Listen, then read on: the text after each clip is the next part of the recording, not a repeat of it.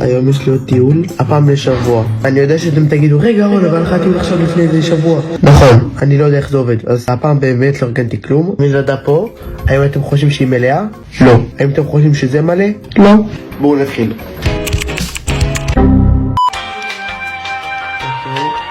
קטשתי לתוך הקפה שלי.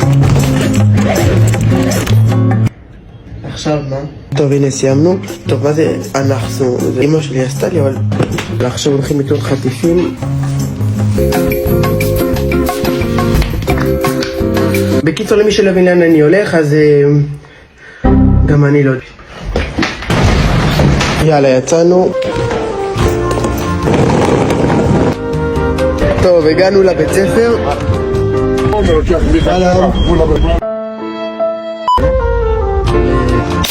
הגענו לאכסניה, ומפה נראה איך ממשיכים. This is my outfit. רואים צהל, אתם אנשים מוזרים. אני עכשיו בחדר, סבא כולם הלכו לנקות את השולחן, האם אני הולך לנקות אותו? ממש לא. ביי.